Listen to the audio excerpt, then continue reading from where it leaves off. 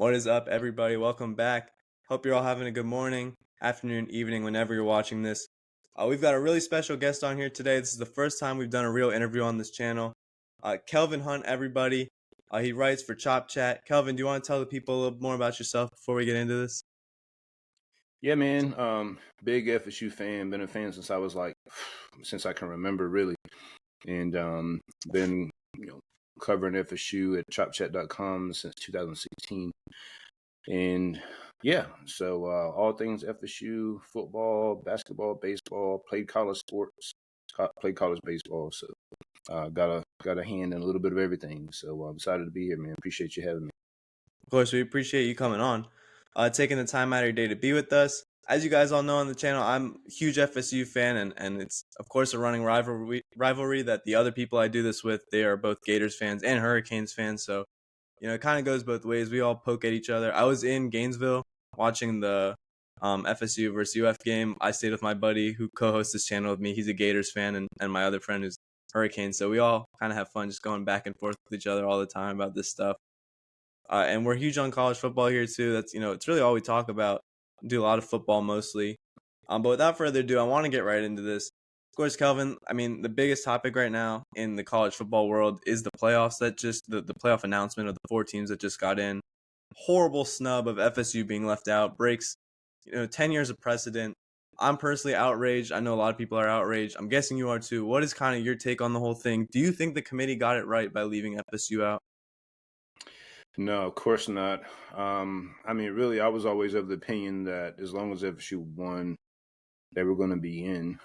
Even with the backups, I mean, they're undefeated in the Power Five, and it's not like they played, a whack schedule, really. Exactly. And I mean, when you think about it, the teams that they beat for their conference championship in Louisville's better than Iowa and Oklahoma State, who Texas Exactly. and Michigan won. So yeah, when it was, I wasn't even watching the show. I was just like, yeah, they'll probably make some drama or whatever, but they'll put them in there. And so I started getting texts, and I was like, wait, what? And man, it's wild. I mean, but it's the power of the dollar, man. It's all about money, politics. So I can't say I'm totally surprised, although I am. But when I step back in hindsight and kind of see how it really unfolded, it's like, Right. yeah, I can see it. So I think now though it's all about.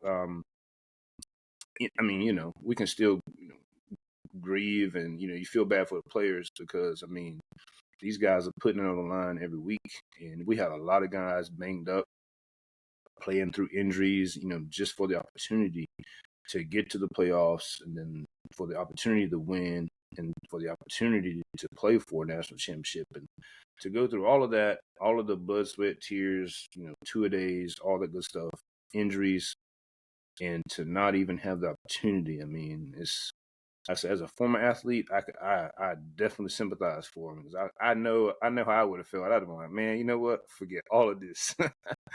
So, but I put out a charge to a lot of fans like there's nothing we can really do about the Right. snub now. Now it's time to refocus.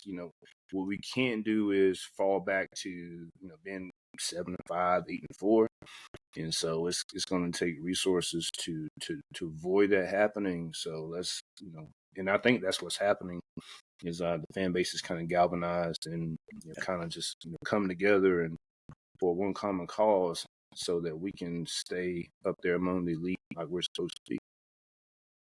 Yeah, I agree. It's kind of hard because I feel like, of course, I'm going to look at it through a bias, right? Because I wanted FSU to be in. I'm going to look at it with a skewed perspective. It's not that they left FSU out because of the injury that makes me so bad, because I get it. They're technically not one of the 4 best teams when Jordan Travis is not playing. But the way they go about it and how they've broken precedent and everything they've done, that's kind of what made me so mad because Jordan Travis didn't break his leg during the Louisville game. He didn't, right? Like, after he broke his leg, the committee still put them at 4 for a few weeks in the CFP rankings. They moved him back to 5. They put him at the 4. And it's just nothing. The logic never lines up. They say it's because you're not one of the 4 best teams, so we can't put you in the playoffs.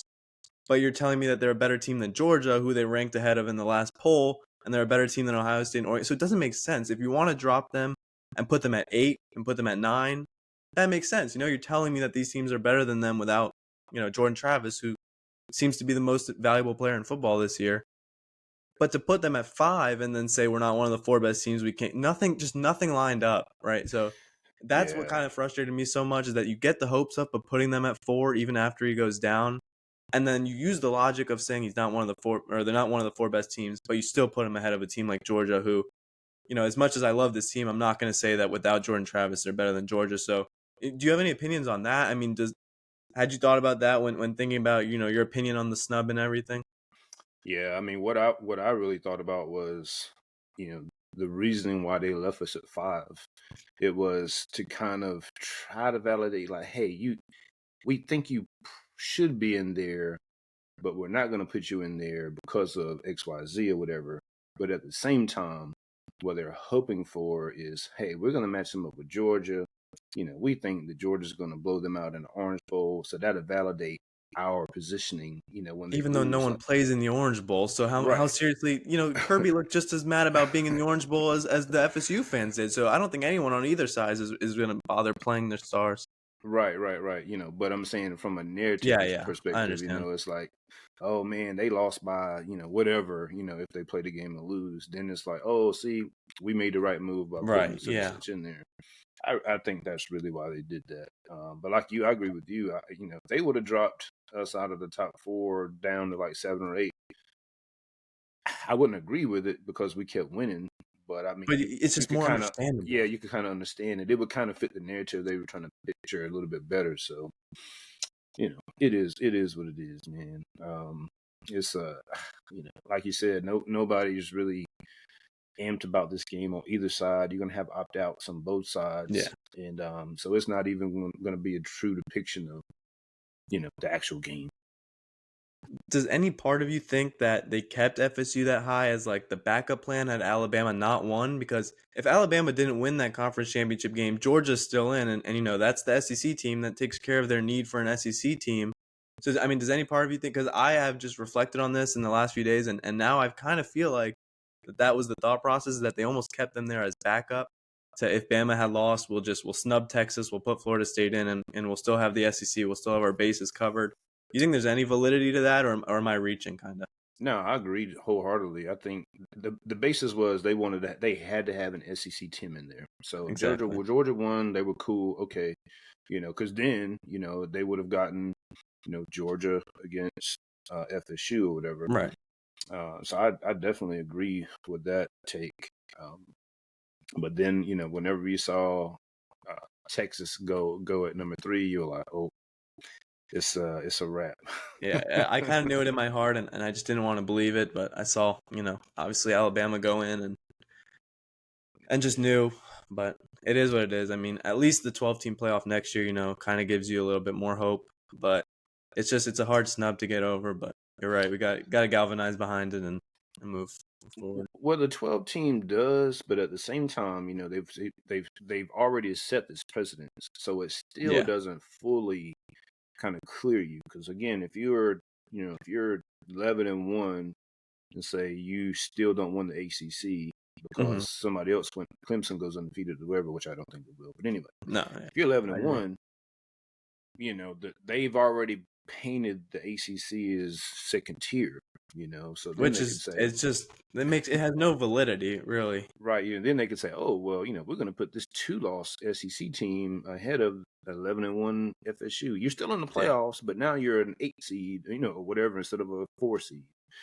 But you're in the playoffs, Yeah, so I be think be that's be kind of happy just with the it. basis, is that, hey, you're in the playoffs, be happy, and we'll see what happens. Yeah, it's crazy. What I have a problem with is I kind of did this on my channel. Was everybody's talking about FSU played a soft schedule, a weak schedule, and I'm just like, I don't know where it's just a narrative they're putting out there. But when you look at Michigan, Michigan had 13 wins, and they didn't play a ranked team until week 10. Exactly. And three of their first 3 games were against non P5 competition. And so I'm like, why are we not penalizing them on top of the cheating? And if we had played that schedule, they'd have been like, oh, they're not playing anybody. So it's Because so we play two crazy. ranked teams too, and they don't give the credit. And at the end of the year, I think it went up to three ranked teams. But at the time, Clemson hadn't been ranked. With Michigan, it's like one of your ranked teams that you played was Iowa, and their most valuable player is their punter. So it's Yeah. like they play, nobody all year. And right, and you're right. They don't really hear anything for it because they play Penn State, who's, let's be real, is never going to beat one of those two teams, not for the foreseeable future. They're always going to play third fiddle. And then, okay, you won the rivalry, but now you've got one game to show for a 13-week schedule, and it's like they never hear anything about it. Yeah, it's crazy. Plus, Penn State's best win was Iowa, Right, who 31 to again, 0, who and has no offense. And then Ohio State's best win aside from Penn State was Notre Dame, who Louisville smoked. right. So it's like, what are we doing here, bro? It's a double standard at the end of the day, and it's frustrating. But what Florida State does do well is they schedule tough out of conference opponents every year. They've done LSU the last 2 years, Notre Dame before that, and Alabama right before that. It's Notre Dame again next year, which should be a fun game up in South Bend. But it's like, what else can you do to booster your strength of schedule? You schedule teams when you can, and then the argument is, well, LSU, sorry, didn't hold up their end of the bargain and stay good, but they can't control that. They played them when they were the fifth ranked team. Mm-hmm. Right. So And then you got to say, well, is it even worth playing these tough games anymore? exactly. Because it's like, we go out here and play LSU and Clemson in the first 4 weeks and you get banged up. Then you got to play the whole rest of the year, hurt. Whereas Michigan can play these cupcakes for 9 weeks and have their starters fresh. So when they do play Penn State and Ohio State, they're ready to go. So, Yeah, wow. it is what it is. Season unfortunately is the regular season at least is over for Florida State after a playoff snub, but that does mean that we get to turn to the future and kind of look at how the offseason looks because college football, for what it's worth, what I love about it is that it's kind of a year-round sport. The action never stops. The transfer portal is open and it's been active, but with early signing day coming up, I do want to kind of get your opinions and pick your brain on some of the recruiting. Norvell has his best class by far since he's been here. They're up to third in the nation. The amount of 5 stars keeps changing depending on how rankings go, but at its peak, it was 3 5 stars, notably KJ Bolden. What's kind of been your view of the recruiting class? What's changed this year from last year for Norvell to jump so much higher in these recruiting rankings, all the way up to a top 3 class? What's changed for you, kind of in the momentum? Yeah, well, I think really winning last year, played a big part in gaining some momentum for this 2024 class. But when you really go back and look at it, FSU started laying the groundwork for this class right here, 2024, all the way back in 2021. Matter of fact, KJ Bolden was offered in 2020. He Yeah, was the first offer that he got. FSU was the first offer that he got.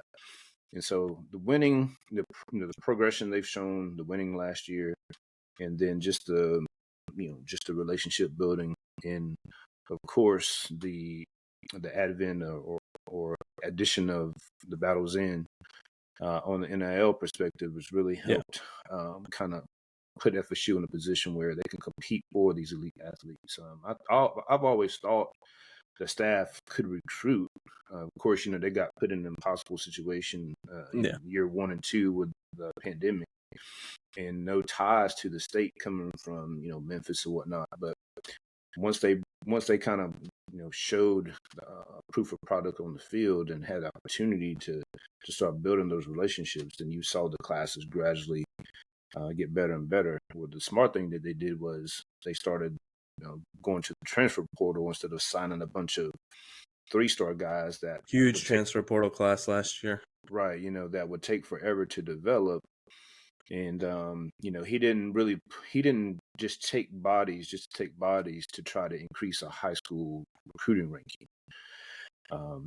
So even though those rankings were very high, number 22, number 19, number 15, or whatever they were, Right. um, he got guys from high school that met some needs, but then they really went to the portal and got guys that could come and make an impact to day one. That's really what's gotten FSU to this point. And so you see them kind of start to transition from, they're going to take some transfer portal guys, but you see how much bigger this high school recruiting class is, and it'll Yeah. probably go up to like 27, maybe 26, 27. Whereas in years past, it's been, 17, 18, so to speak. I mean, it's been a huge jump. You're right. He's gone up every year since he's been here, and kind of the gradual winning increase, it plays a big part. They're seeing the results on the field. They're seeing what he does in the portal. All our best players this year were pretty much transfer portal guys. Keon Coleman from Michigan State, Jordan Travis had come from Louisville, Jared Verse was SUNY Albany, Fiske I think was Wyoming. So all these guys are coming in from the transfer portal, and it seems like I hope he works his magic again. He's using it to kind of pad his legitimacy, is the best way to put it. And now he's translating it to the high school and level, and he's getting all these big guys that come in. We've gotten KJ Bolden, like you said, he's the biggest name. Charles Lester was a 5-star, and Armando Blount flipped from Miami to FSU and also reclassed up a year, so he's coming in now. That does still leave a couple big names out there though who are verbally committed, but with the signing day coming up, now more than ever is the time for recruits to flip. The biggest name, of course, is number 1 overall player in the nation, Jeremiah Smith. He has kind of been teasing FSU fans a lot. He goes to a lot of games. I saw clips of him all day today saying he'll be in Tally this weekend. He's got a Florida State beanie on and gloves. So, he's definitely a troll. He's committed to Ohio State right now. Do you think there's any chance that he flips? Because he's starting to get my hopes up. Is there any chance of this happening? Yeah, I think so. I mean, whenever you're talking about guys of this caliber, I mean, these recruitments are wild, and all different types of things can happen, in the next couple of weeks. But you always follow the visits for one. They've been able to get him on campus multiple times, unofficially. Yeah. They're getting the last official visit from him, and so you always follow the visits, and that tells me there's a shot for sure. And so you look at the guys that they have in the class already. So he would be joining several other top tier guys, and those guys always want to try to play with one another. Also, it would keep him in state as opposed to going all the way. His family having to go all the way to Ohio to watch him play. So yeah, I think so. It is kind of what he's doing here lately, though. It does kind of be like, I don't know, man. It feels like a little too much almost. Yeah. I feel like it's get the hype level up here and then just put the Ohio State cap on, call it a day. Yeah. It feels like a little bit for clicks. Yeah, like I've been committed the whole time. I just had to stick with it. You know what I'm saying? Yeah. I really wanted to go there, but yeah, I think there's a shot though for sure. We'll see here soon enough, I suppose. Yeah, I think December 15th is the early signing day. Another name, not as much, momentum behind this guy, but LJ McCray, 5-star defensive lineman commit. He's currently verbally committed to Florida, but, we've been seeing flips from Florida. Miami just flipped a guy over from Florida, and, they've had players decommitting and transferring out. Trevor Etienne just hit the portal today. It's a big loss for them. Mm-hmm. Ricky Pearsall committing for the draft. Do you think there's any validity to LJ? Is there any chance he could flip? Seeing these guys leave might have sort of a domino effect. Florida does have a couple 5-star guys committed, so is that a name to watch for, or is he probably solidified at Florida with DJ Lagway? Yeah, I read earlier today. He's they I think they had a game or practice there in Tallahassee. LJ's team did, and he was supposed to go and see the coaches while he's there in Tallahassee. So that's always a good positive. This late in the game, again, they've lost quite a bit of momentum on the trail. Have some guys hitting the portal. So if you'd asked me that, a few weeks ago, I'd have been like, probably not. But I think, there's at least a shot. Yeah. I think in the next couple of weeks, and we'll kind of see how that unfolds because he is a major, major, major need. Yeah, exactly. If they with could get Fiske him, and Verse and all them boys leaving, Patrick Payton put his name in the portal and then took it right back out. I don't really know what the deal is there, but he is a need. I think we're good on Payton now. I think we'll be good. But yeah, if they could get McCray, that would be massive. And if they could keep Armando Blount, then we'd be cooking with gas as far as the D-line goes. I think that's the one position in this class that I really. Then we got the other kid, the D-Nas White kid from here in North Carolina. And then the other guy, I guess, was Artavius Jones, who's the Miami commit. If we can get any combination of those guys, I would feel a lot better. That would really solidify this class. Other than that, this class is outstanding. Yeah, I really love this class. It's been a really heavily defensive focused class. Like you said, we've got LJ and Blunt are two names that we've been looking at, and of course Charles Lester at DB, he's a beast. I love watching his highlights. I've seen a lot of him lately. Bolden, not much more needs to be said about him. It's just Kai Bates. This is the top DB class in the country.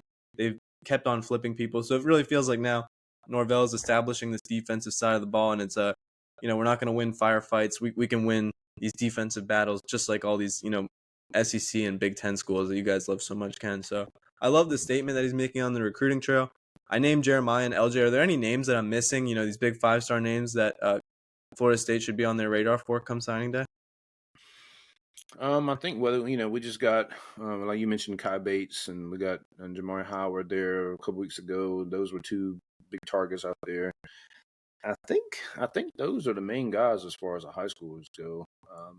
Everything else is probably going to be portal, and I would think they'll probably look to take about 6 to 8 portal guys potentially, just depending on how many guys hit the portal from the roster now. Which I still suspect there'll be a few more to I wouldn't be enter the portal surprised. sometime. So yeah, so I think that's probably, unless I'm just blanking on someone, I think that's probably everybody, which is an awesome job, because that's what you Yeah, want. You want to solidify this class early so that you can spend those last few weeks, well hunting, so to speak, and getting those, being in the mix with those top guys at the end. And so they did an amazing job with this particular class, and if they can close it the way it looks like it's possible, I mean, FSU's going to be a problem for the foreseeable future.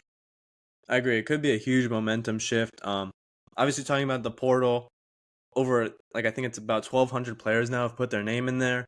There's some really big names, but mostly in the quarterback. I mean, you look at the top 10 of the quarterback rankings via On3 Sports. You've got, these rankings are a little mixed up, but just the notable names: Cameron Ward, Riley Leonard, Dylan Gabriel, Will Howard from Kansas State, DJU, Dante Moore. All these guys.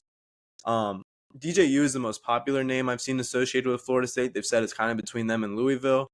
Louisville just got Tyler Show from Texas Tech. What are your personal opinions on DJU? Like, do you think he would be a good fit in this Florida State offense? Is he the caliber of quarterback that we're looking for? That's better than a Tate, better than a Luke Kromenhoek, the freshman who would come in and lead us. Is that the kind of guy we need right now? Yeah, well, I think it's probably too early for Luke. Luke probably needs a year. Yeah, It's exactly. it's incredibly difficult for a freshman to come in. I mean, you saw that with Glenn against Louisville, and Exactly. he missed some time early in the year with injuries too. So yeah, I think if you'd asked me this a year or two ago, I probably would have shunned it. But DJ would be a solid addition for sure. You're looking at a guy that's seen it all, brings leadership for some young quarterbacks that would need that type of guidance, so to speak. I mean, Tate can do that too, but DJ is a more proven commodity, and so to speak. Yeah. One of the things that you worried about with Jordan Travis the whole time he was here, I mean, he was awesome, but you were always kind of holding your breath whenever he took off the run or got hit. Yeah, that's That's true. one thing you probably wouldn't have to worry about with DJ. He's a big guy. He's 250 pounds, 6'5", He's 250. I mean, he's Matt. His stature is the guy is built. Yeah, so he can run the ball. He has a strong arm. Those 3rd and 2s, 4th and 1s. You can just do a little fanny push and go ahead and convert that 4th and Yeah, 1 exactly. A instead little of tush having to worry push. about it. Yeah. I think he, like I said, he can make all the throws. I think the biggest thing with him is just it was kind of accuracy a little bit, but then 53% for the last year. I get it. The level of weapons at Oregon State isn't quite what we can possibly be providing at Florida State. But you notice it at Clemson too. It is something to keep an eye on. That was eye popping to me personally. Was seeing the numbers so low. mhm. Uh, I mean, I don't know if we can put people around him, but with Keon leaving, with Johnny leaving, just kind of worry with a guy like that. You really feel like you need to bolster the weapons around him to kind of get the most out of him. hmm Yeah, I mean, I haven't really. I've seen some highlights of Cam Ward. I know, I love he's Cam Ward personally. The guy, he's a monster. He's a next level above the rest of these portal guys, in my opinion. yeah. I think from what I've seen, I would, he's really close to what Jordan Travis brings to the table as far as runner, throw, and all that good stuff. But between those two, I mean, I think you would be fine. Obviously, if you could get Ward, you would get him. But if you had to settle for DJ, That's I think that's fine. You know, he's not an amazing quarterback, but he's won a lot of games. He won a lot of Right. games with Clemson. He won a lot of games with Oregon State. So I think what it does, it allows you to avoid falling back to that 7-5, 8-4 range, and I that's agree. really all you need is that stopgap between this year and then the following year, where you hope that Brock Lynn or Luke can kind of take the reins and go from there. Is there a player between the two of those that you think kind of has one has more potential than the other? As far as Luke or Brock, Just the future, yeah. Between Luke and Brock, as far as the future goes, after DJ, after whatever transfer portal we get, is there one of the two of those that you're like, this might be the guy? He just has that X factor in him. yeah, it's hard to say, man, because Luke this is only his second year playing quarterback. Right. That's the risky part of I it, and mean, the fact that he's ranked so high in just his second year is kind of like, you kind of question. I mean, I don't know.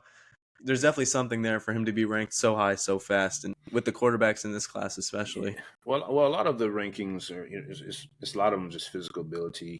Agreed. How strong of an arm you have, how big you are, how fast you are. They kind of just project and whatnot. I don't know. I think I would have to lean with Luke as being the higher upside, probably. But then quarterback is so much the ability to process information, Yeah. right? And how quickly you can learn the playbook and all that. That's the part that's really difficult to measure. So it's really hard to say. But from a physical standpoint, I think it's probably pretty clear that Luke is the guy. But Brock is right there. Brock just needs a lot of reps and practice Yeah. to kind of get up to speed, so that the game slows down for him. I mean, the other night, and a lot of people were freaking out on the timeline, during the game, and they're like, "Man, we should be slinging it around," and I'm like, guys. He's a freshman. I mean, there's a reason why Novell's. If he thought he could sling it around, he would be throwing it. Were you surprised they didn't put AJ Duffy in just because he has the extra year of experience? He's the red shirt, I believe. So Nah, whenever AJ didn't go into the game before Brock at Southern Mississippi, you knew the writing was on the wall. yeah, Because I mean, Brock literally just got here, and he's already going in the game before Duffy. So I knew, unless Brock probably. got I hurt or mean, something. hence why he transferred too. Just saw that the opportunity wasn't there for him. Yep. And so I don't know. And Duffy I mean, he's got some physical tools. It just seemed like it was almost like he was kind of just happy to be here. Yeah. Like he just didn't have any type of fire about him. And I could be wrong. It's a fair point. I mean, you can only see so much with these guys, but you're right. It is a valid point for a true freshman to come in and skip you, to come into the game at that point. It says a lot. But also, does this say something about Tate that we're looking for portal guys because we don't quite trust him? He's going to be a senior next year. So does it say something about what they think of his potential and his upside to lead this team? Yeah, in a way, I think Tate got a raw deal in that Florida game. I went down and I broke that game down like play by play. Yeah. And the first drive, just the whole Benson just running around, losing, 11 yards. And the team always starts slow. They've done it all year where they don't really get it going for a bit. That killed that drive, and that was the only drive they had in the first quarter. And so then he's backed up in his own end zone for most of the first half. And so it's like, man. But then, basically they scored 24 points in 3 quarters. And, he did make some really high-level throws, some big third-down throws, a big fourth-down throw to Ja'Kai Douglas.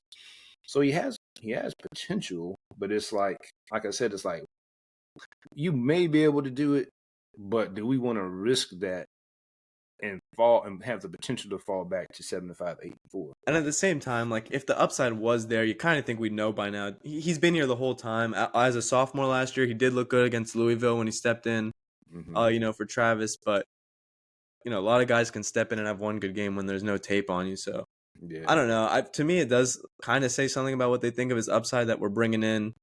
We're looking to bring in a portal, but I'm not complaining because Cameron Ward, some of these guys are just next level QBs. This is a transfer class quite like no other that we've seen as far as the QBs go. Cameron Ward did, by the way, announce his top 7, and FSU was included in that list. So they're not out of it. Really, any of these big top 4 guys I'm kind of okay with. Will Howard and DJ seem to be at the bottom side of it. A guy like Dante Moore, who's just a true freshman, would be great. Yeah, the only thing with Moore is he has multiple years remaining, and that probably is not going to be a good look to bring in when you have Luke and Brock still here. Yeah, so it does feel like they'll probably go for the Cameron Ward or the DJU, the guys with 1 to 2 years left, and then they'll get on. Yeah, I think so too. As far as skill position goes, and we haven't heard much from Florida State from the portal yet, obviously because they've been in season mode, so they're not going to go looking to make these moves. Should we expect some moves coming anytime soon? Or should we expect some updates of Florida State trying to get these guys in? Obviously, with the portal as active as it is, we've already seen some people commit. So yeah, what should we be expecting in the next few weeks? Yeah. Well, I think you still have some guys that that could potentially go into the portal from our wide receiver roster. There's quite a few guys that were hurt all year or just didn't get to play that much. Then you have a nice crop coming in, a freshman. Then Plus Hakeem Williams on the bench, 5-star from last year. Hakeem, you have Vendrivius Jacobs, you have Destin Hill. So you have those guys, and then they may go out and look to get another portal guy potentially. So who knows? I think we got to look and see who leaves first before we can make any additions. I think the most important thing is figure out what you're going to do at quarterback and then kind of go from there. From there, that kind of sets everything in motion. Yeah, I agree. I mean, lastly, before we wrap it up here, I just kind of want to get your, personal opinions here. What does the outlook look like for next season? I look at the schedule. I don't see anything too terrible. Depending on who we get at quarterback will change a lot of my opinion. What's just your personal outlook for next season and this offseason as a whole? Yeah, I think FSU's in a good spot to again, depending on who you bring in, quarterback and all that good stuff. The schedule next year isn't scary. I think you could easily look at that and say, 9-3, 10-2. You have some favorable matchups on there. Like I said, Notre Dame wasn't anything special this year. You do have to go there next year, but that doesn't really. It sounds like they're gonna go for Riley Leonard as their transfer portal QB to replace Sam Hartman, which doesn't scare me at all. Not much, no. Miami does not have a quarterback. Florida Gators don't have a quarterback. Yeah. Duke, no quarterback. North Carolina has Max Johnson committed there. Does Max Johnson scare you like Drake May or Sam Howell did? Not quite. Look, Sam Howell was 0-2, baby, against two worse defenses than we have now. I mean, you're not wrong. So if a guy like Drake May doesn't exactly scare you, Max Johnson's not going to be the one to do it. I just pull up the schedule. I mean, I look at this. I personally see 11-1. I think Notre Dame is the only, just because you're going on the road. Maybe Clemson, but even then it's at home, and Cade hasn't been anything special just yet. 10-2 for me feels like a realistic target. Honestly, 10-2, 11-1. If you can go 10-2, I think if you said, hey, just take it right now 10-2, I think a lot of people would take that, knowing that you have a chance to do something in 2025. Because in 2025, that changes when I hear what we do for quarterback too. Because if I hear that Cam Ward comes here, then 12-0, and I'm gonna get my hopes all the way up right away, and I'll feel like we're competing for playoffs again. Because I love Jordan Travis. I think he's right up there with Jordan Travis, honestly. And I mean, the guy's got skill. He's a baller. Yeah. I mean, if you get him, think about how many guys would want to come play with him. Agreed. I mean, that's a whole other point too. You're talking about O-line, skill guys. I mean, it would be a good momentum shift. It would be time huge. Get for sure. Yeah, I think they have the second best odds to get him behind Ohio State. They're favorited to land him, and I understand that because McCord leaves, so you understand that they're probably targeting him heavy. I feel like FSU should be right behind them for him out of the 7 teams that's left. Usually with FSU, if they get a transfer guy, if they get him to visit, usually that's the telltale sign. Usually I don't know the exact figures on it, but usually if they get a guy to OV as a transfer guy, usually I would say at least 8 out of 10 times they usually get him. So we'll see if he decides to visit or not, and you can kind of go from there. If he doesn't visit, then obviously, right, you can take it from there. Right. Agreed. I mean, that's kind of it for what I have for you. Really, I love hearing your personal outlook on it. I love hearing people who are, tapped in with this, obviously a bit more than I am, because I do think the Noles are in this is not a fork in the road, but this is a key spot in whether they can build momentum and go the next few years, because another good offseason with this recruiting class can really it can speedrun this train and this momentum going forward to competing in the ACC for years to come and competing in this new 12-team playoff. Hopefully not for years to come. Hopefully we can get up out of the ACC like after next year. Right, yeah. Or, maybe add some good teams to the ACC and just bolster the conference that way. Yeah, I don't know what they're gonna do, but I think that's a wrap for. We're going to leave the ACC. It's I going to hope so. But be then once you leave, it's like, what, we're gonna join the SEC and get Texas, Georgia, Alabama on the schedule every year. So well, it goes both ways. it's either going to be there or the Big Ten. I wouldn't mind going to the Big Ten because they got a bunch of scrubs up there. I mean, Right. it's a 3-team league really when you think about it. Now you add Um, Oregon in there. Maybe Oregon can keep up, but USC always has yeah, the potential to go off at any time. But you're right. yeah. I'd say the path is easier there than it is in the SEC for sure. Yeah, so so we'll see, but yeah, I think FSU's in a great spot, man. Much better spot than we were 2 3 years ago for sure. We can just keep stacking talent, keep the culture good, and have the fan support that we've been having, and keep NIL game on point. I think we'll be good. I agree. That pretty much wraps it up for us here. Kelvin, thank you so much for coming on, man. I really appreciate it. It was nice talking to you and getting to hear your opinion on all this stuff. And of course, you're always welcome back on every time. I love hearing from Florida State people. Guys, remember to like, subscribe, and just comment what you want to see more of. We're always catering to you. Thank you so much for the continued support. And with that, I will see you guys next time.